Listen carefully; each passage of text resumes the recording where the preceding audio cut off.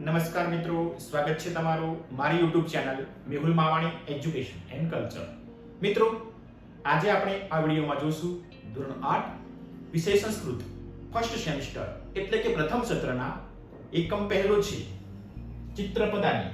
આ એકમની સ્વઅધ્યયન પોથીના પ્રશ્નોના ઉત્તરોની ચર્ચા મિત્રો આપણે આ વિડિયોમાં કરીશું. તો શરૂ કરીએ એકમ પહેલો ચિત્રપદાની. મિત્રો, તમારા સ્વઅધ્યયન પોથીમાં પ્રશ્ન નંબર 1 આ રીતે તમને આપેલો છે, જેની આપણને સૂચના આપી છે આ પ્રમાણે છે મિત્રો.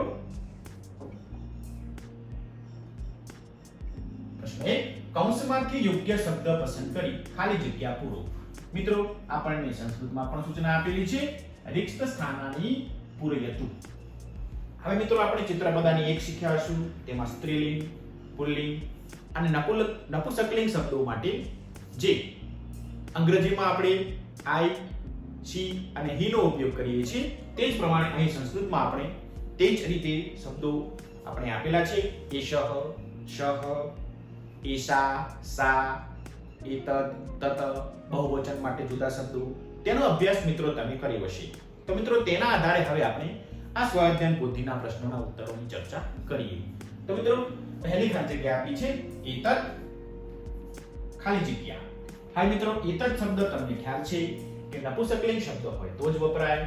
તો મિત્રો, અહીં વસયાનમ, મયુરઃ અને છાત્રઃ આવા ત્રણ શબ્દો આપેલા છે. તો અહીં નપુંસકલિંગ શબ્દ છે વસયાનમ. તો ઉત્તર લખીશું વસયાનમ. આ રીતે આપણે ખાલી જગ્યાઓ પૂરતા જઈશું. બીજું એશઃ. એશઃ શબ્દ પુલ્લિંગ શબ્દ માટે વપરાય. તો ઉત્તર આવશે ગજઃ. પૂર્ણ વિરામ છે સહ. મિત્રો, આ શબ્દ પણ પુલ્લિંગ શબ્દ માટે જ વપરાશે. ઉત્તર લખીશું બાલકઃ. ત્યારબાદ આગળ વધીએ. સહ એ પણ પુલ્લિંગ શબ્દ માટે. ઉત્તર લખીશું વૃક્ષઃ. ત્યારબાદ તત. મિત્રો, તત શબ્દ છે તે નપુંસકલિંગ શબ્દ માટે વપરાય છે. તો ઉત્તર લખશું ફલમ. ત્યારબાદ અહમ. તો ઉત્તર લખશું શિક્ષકઃ. કેમ કે પુસ્તક અમે નહીં આવે અને સજ્જિકા પણ નહીં આવે, તો ઉત્તર લખશું શિક્ષકઃ. ત્યારબાદ છેલ્લે ખાલી જગ્યા એશા સ્ત્રીલિંગ શબ્દ માટે. તો ઉત્તર લખશું પ્રતિમા. કેમ કે બાકીના બે શબ્દો નપુંસકલિંગ અને પુલ્લિંગ છે. તો આ રીતે પહેલી ખાલી જગ્યામાં એતદ વસયાનમ એ રીતે ખાલી જગ્યા પૂરશું. ખાલી જગ્યા 2 એશઃ ગજઃ. ખાલી જગ્યા 3 સહ બાલકઃ. ખાલી જગ્યા 4 શઃ વૃક્ષઃ. ખાલી જગ્યા 5મી તત ફલમ. આ ફળ છે. ખાલી જગ્યા 6 અહમ શિક્ષકઃ. હું શિક્ષક છું. 7મી ખાલી જગ્યા એશા પ્રતિમા. આ પ્રતિમા અથવા આ મૂર્તિ છે. તો આ રીતે આપણે સાતે ખાલી જગ્યાઓ એકમના આધારે સમજીને પૂરીશું. આ રીતે આપણે ઉત્તર લખીશું. હવે મિત્રો, આગળ વધીએ. પ્રશ્ન નંબર 2 જોઈએ.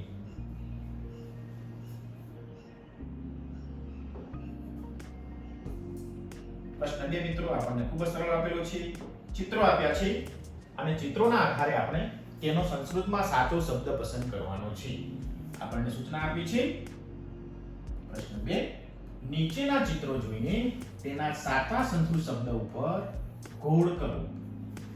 સંસ્કૃતમાં સૂચના ચિત્રાણી કૃતષ્ટવા ઉચિત શબ્દા. તો જોઈએ મિત્રો, પહેલો શબ્દ પોપટ રાજા.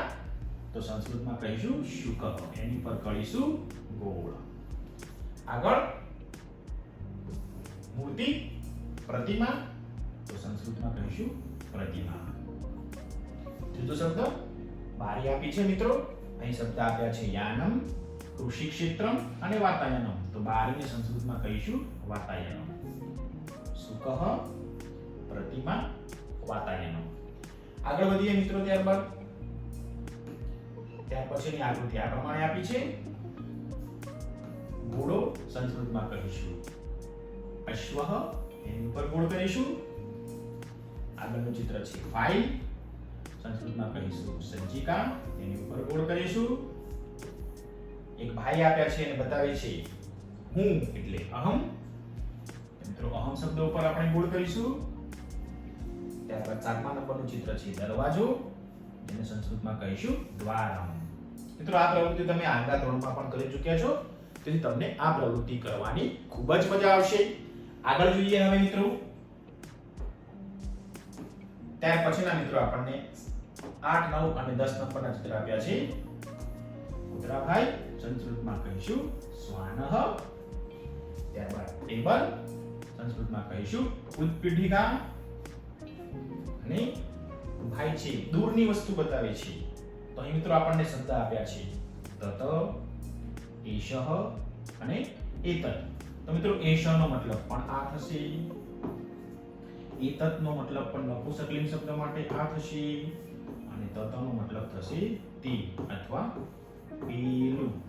તો સાચો ઉત્તર આવશે તત. તો આ રીતે આપણે ઉત્તરો લખીશું. છેલ્લા શબ્દ માટે ઉત્તર લખીશું તત. તો આ રીતે 10 ચિત્રો આપ્યા છે. 10 ચિત્રો સમજી તેની સામે જે સાચો શબ્દ આવે તેની ઉપર આપણે ગોળ કરીએ. હવે આગળ વધીએ. નવો પ્રશ્ન જોઈએ મિત્રો. ત્યારબાદ આપણને પ્રશ્ન આપ્યો છે, પ્રશ્ન નંબર 3, જેની આપણને સૂચના આપી છે કૌંસમાં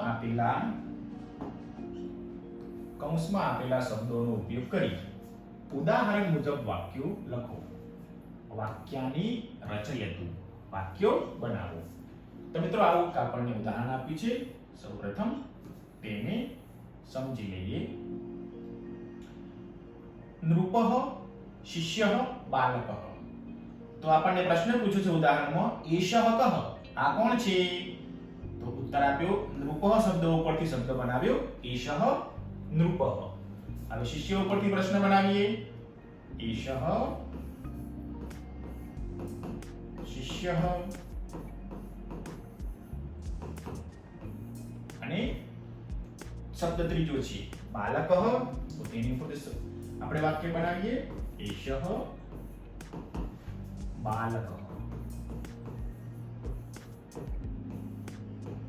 તો આ રીતે મિત્રો આપણે ઉત્તરો લખતા જઈશું. પ્રશ્ન 2, શિવઃ કાકઃ અને ગજઃ. સહ કઃ. ઉત્તર લખ્યું છે સહ શિવઃ. તે કોણ છે? તો તે શિવ છે. હવે આપણો વારો. પહેલું વાક્ય સહ કાકઃ, તે કાગડો છે. સહ ગજઃ, તે હાથી છે. આ રીતે આપણે પહેલા વાક્યનો ઉત્તર આપેલો છે. બાકીના 2 વાક્યનો ઉત્તર આપણે બનાવતા જઈશું. ત્રીજું શિક્ષિકા, છાત્રા અને સેવિકા. એસા કા, આ કોણ છે? તો એસા શિક્ષિકા, આ શિક્ષિકા છે. હવે છાત્રા ઉપરથી વાક્ય બનાવીએ. એશા છાત્રા, આ વિદ્યાર્થીની છે. સેવિકા, એશા સેવિકા. આ રીતે મિત્રો આપણે ઉદાહરણ પ્રમાણે વાક્યો બનાવ્યા. હવે આગળ જોઈએ આગળના વાક્યો મિત્રો. ત્યારબાદ બાકીના 3 વાક્યોનો ઉત્તર આપણે આ પ્રમાણે લખતા જઈશું. ભગિની, લેખિની, સીતા. સાકા, તે કોણ છે? તો સા ભગિની, તે બેન છે. હવે લેખિકા અને સીતા ઉપરથી વાક્ય બનાવીએ. સા લેખની, વાક્ય પૂરું. સા સીતા, તે સીતા, વાક્ય પૂરું. તો આ રીતે મિત્રો આપણે ઉત્તરો લખતા જઈશું. હવે ગૃહમ, ઉદ્યાનમ, દૂરદર્શનમ. ઘર, બગીચો અને ટીવી. એ તતકિમ, આ શું છે? તો આ ગૃહમ, આ ઘર છે. તે પ્રમાણે ઉદ્યાનમ અને દૂરદર્શન ઉપર આપણે વાક્ય બનાવીએ. એતત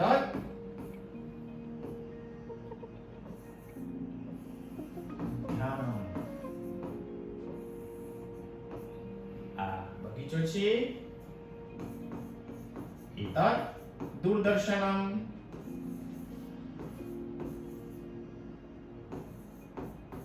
દર્શનમ.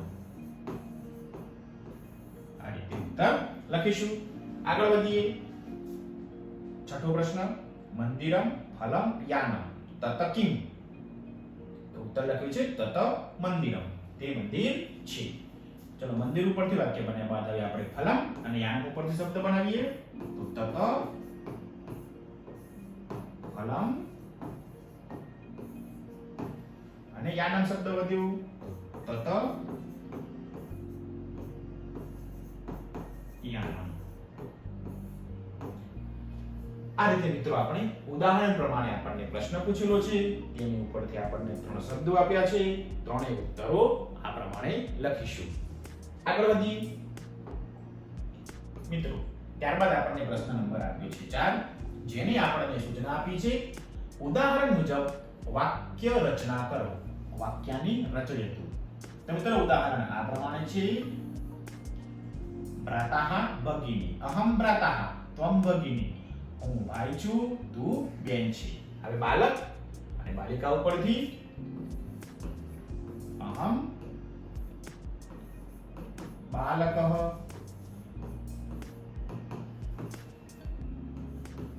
ત્વમ બાલિકા. આ રીતે ઉત્તર લખીશું. આગળ લેખકઃ લેખિકા. તો અહમ લેખકઃ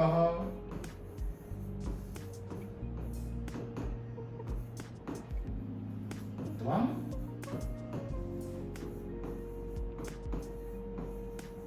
લેખિકા. આગળ અહમ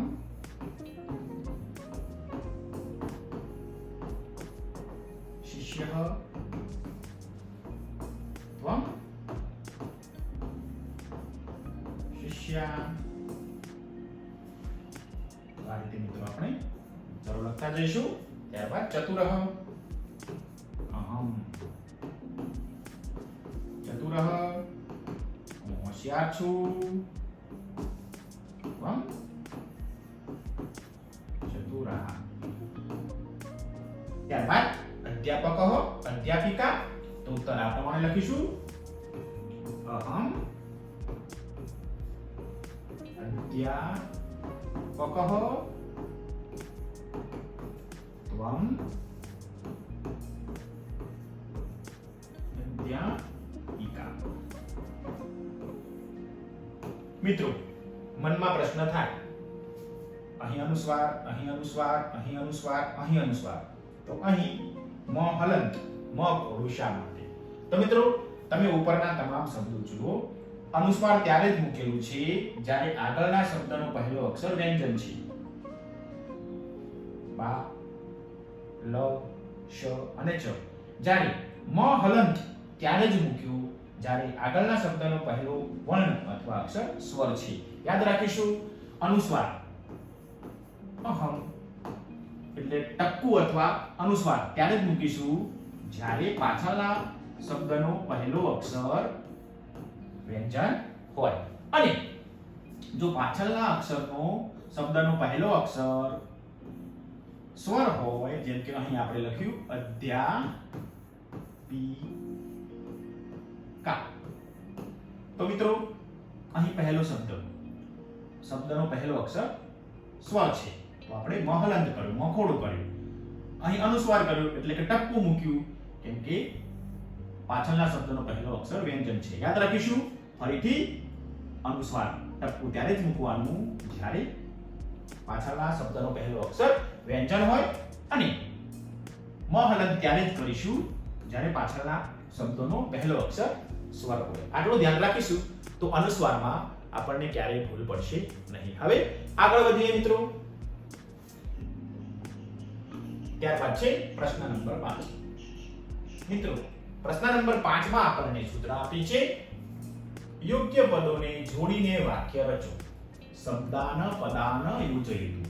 તો મિત્રો અહીં આપણને અ વિભાગમાં 7 પદો અને આ વિભાગમાં પણ 7 પદો આપ્યા છે. આપણે બંનેને યોગ્ય રીતે જોડીએ. તો મિત્રો પહેલું છે સહ. તો મિત્રો ઉત્તર લખીશું સહ માટે મયુરઃ. પહેલો શબ્દ સહ મયુરઃ. બીજું એષઃ આ તો મિત્રો એષઃ માટે અશ્વ લઈ લઈએ પુલ્લિંગ શબ્દ લેવાનો છે એષઃ અશ્વ ત્યારબાદ એષા તો ત્યાં આપણે સ્ત્રીલિંગ શબ્દ મૂકીશું તો એષા માટે આપણે લઈ લઈએ બાલિકા ત્રીજું એષા બાલિકા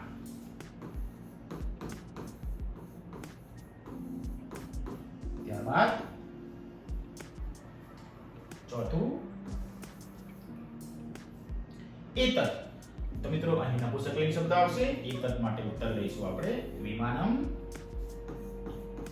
આ વિમાન છે એતત વિમાનમ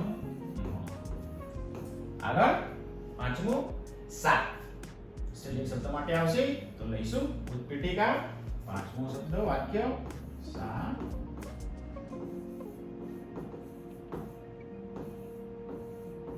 આ ટેબલ છે આગળ વધીએ છઠ્ઠું અહમ અહમ લઈ લઈએ આપણે છાત્ર અહમ છાત્ર મનો મિત્રો યાદ રાખીશું અનુસ્વાર કરેલો છે કેમ કે પાછળના શબ્દનો પહેલો અક્ષર વ્યંજન છે અને સાતમી જોડ બનશે મિત્રો ત્વમ સૈનિક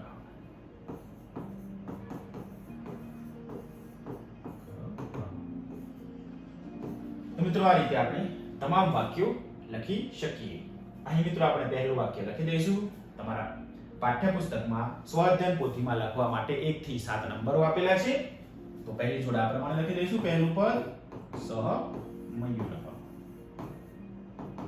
હવે મિત્રો બાકીના 7 પદો તમે તમારી સ્વાધ્યાય પોથીમાં આ રીતે ઉતારી શકો છો તમે જાતે અદલા બદલી કરીને અર્થસભર વાક્ય બનાવી શકો છો અહીં જે ઉત્તર છે તે માત્ર નમૂનારૂપ છે તો મિત્રો આ રીતે તમારા પાઠ્યપુસ્તકમાં લખવા માટે તમને જગ્યા પણ આપેલી હશે ત્યાં તમારે લખી દેવાના છે 1 થી 7 પહેલું જે વાક્ય છે તે આગળના પાને લખવાનું છે બાકીના વાક્યો નવા પાને આ રીતે આપણે 7 વાક્યો લખી શકીએ હવે આગળ વધીએ ત્યારબાદ મિત્રો ત્યારબાદ પ્રશ્ન નંબર આવે છે 6 નીચેના વાક્યોને સંસ્કૃતમાં લખો સંસ્કૃત ભાષાયામ અનુવાદમ કરોતુ તો મિત્રો પહેલું વાક્ય છે તે રમેશ છે તો મિત્રો અહીં ઉત્તર લખશું તે માટે પુલ્લિંગ શબ્દ છે માટે સહ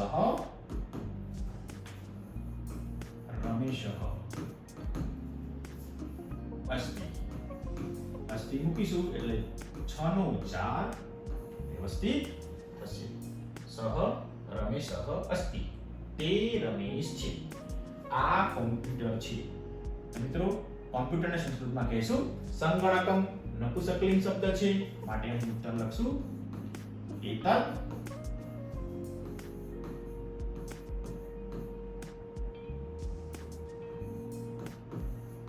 સંગણકમ અસ્તિ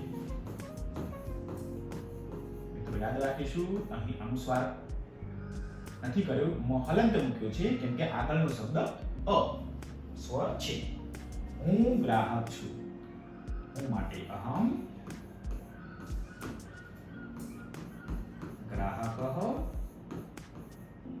આ મિત્રો છું તો છું માટે આપણે શબ્દ વાપરીશું અસ્મિ હું ગ્રાહક છું આ મગર છે મિત્રો મગરનું સંસ્કૃત થશે મકરઃ તો આપણે આ પ્રમાણે લખીશું એષઃ મકરઃ અસ્તિ આ મગર છે ત્યારબાદ તે હોડી છે હોડી માટે સંસ્કૃતમાં શબ્દ છે નૌકા નૌકા સ્ત્રીલિંગ શબ્દ છે તો મિત્રો તે માટે આપણે વાપરીશું સા નૌકા છે માટે અસ્તિ આ રીતે મિત્રો આપણે ગુજરાતીમાંથી સંસ્કૃતમાં લખતા જઈશું તું વિદ્યાર્થી છે તો તું માટે આપણે શબ્દ વાપરીશું ત્વમ વિદ્યાર્થી માટે છાત્રઃ છે માટે અસ્તિ આગળ તે વૃક્ષ છે તો તો મિત્રો વૃક્ષને આપણે પાદપઃ પણ કહી શકીશું અને વૃક્ષઃ પણ કહી શકીશું. આપણે બે વાક્ય લખીએ. તે માટે મિત્રો આપણે આગળ જોયું તો પુલ્લિંગ શબ્દ માટે આપણે સહ ઉપયોગ કરીએ છીએ. સહ પાદપઃ અસ્તિ. હવે તે જ પ્રમાણે આપણે વૃક્ષ ઉપરથી શબ્દ બનાવીએ બીજો. સહ વૃક્ષઃ અસ્તિ. આ રીતે આપણે જે પેજ ઉપર 7 ગુજરાતીમાંથી સંસ્કૃતમાં અનુવાદ કરવાનું છે વાક્ય આપ્યા છે તે આ પ્રમાણે. તે રમેશ છે, સહ રમેશઃ અસ્તિ. આ કમ્પ્યુટર છે, એતત સંગણકમ અસ્તિ. હું ગ્રાહક છું, અહમ ગ્રાહકઃ અસ્મિ. આ મગર છે, એષઃ મકરઃ અસ્તિ. તે હોડી છે, સા નૌકા અસ્તિ. તું વિદ્યાર્થી છે, ત્વમ છાત્રઃ અસ્તિ. તે વૃક્ષ છે. વૃક્ષ માટે પાદપઃ શબ્દ અને વૃક્ષઃ શબ્દ બંને આવે છે. સહ પાદપઃ અસ્તિ, સહ વૃક્ષઃ અસ્તિ. તો આ રીતે મિત્રો આપણે લેખન કાર્ય કરી લઈશું. હવે આગળ વધીએ. આગળના વાક્યનો અનુવાદ જોઈએ નવા પાને. આ તમારું સ્વાધ્યાય પોથીમાં લેખન કાર્ય પૂર્ણ થઈ ગયું હશે. મિત્રો બાકીના આપણને 3 જે વાક્યો છે નવા પાને આપ્યા છે. આ ગોળો છે, તો મિત્રો એષઃ સ્વઃ અસ્તિ. ઘોડાને સંસ્કૃતમાં કહીશું આપણે અશ્વઃ. આ ટપાલ પેટી છે, તો મિત્રો ટપાલ પેટી એટલે આપણે સંસ્કૃતમાં કહીશું પત્ર પેટિકા, જે સ્ત્રીલિંગ શબ્દ છે. તો મિત્રો અહીં આ માટે આપણે શબ્દ વાપરીશું એષા.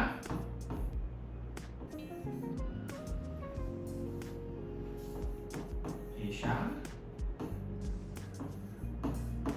પત્ર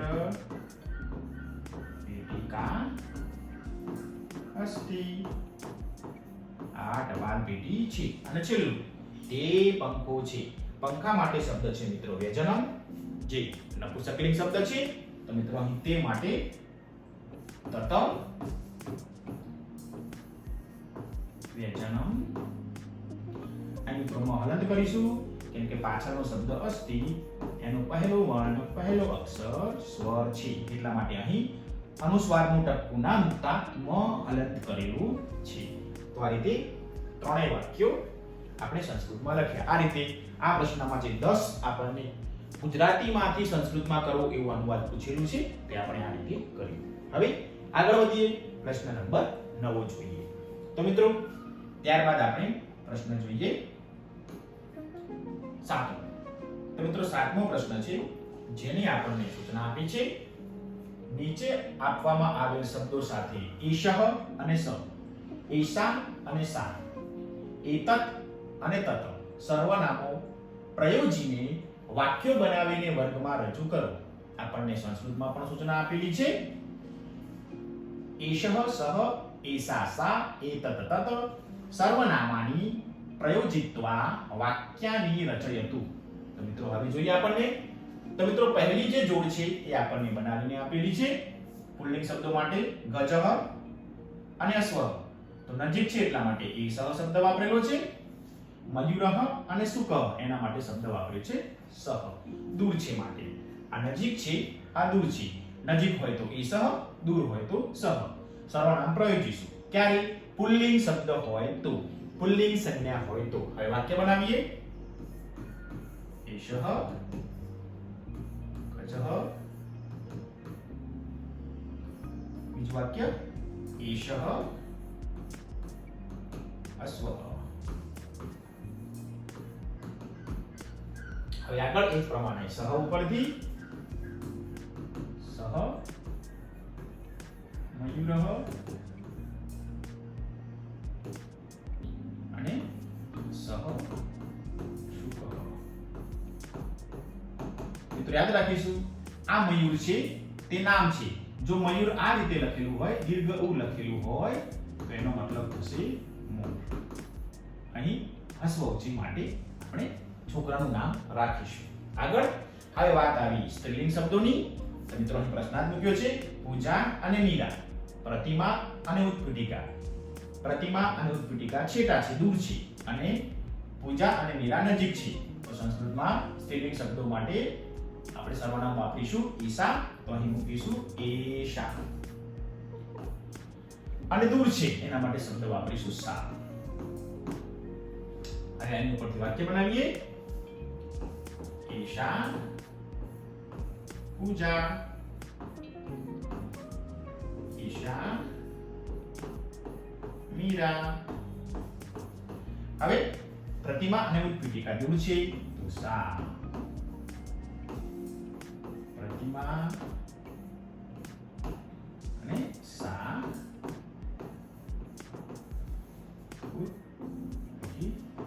આ રીતે આપણે શબ્દો લખીશું.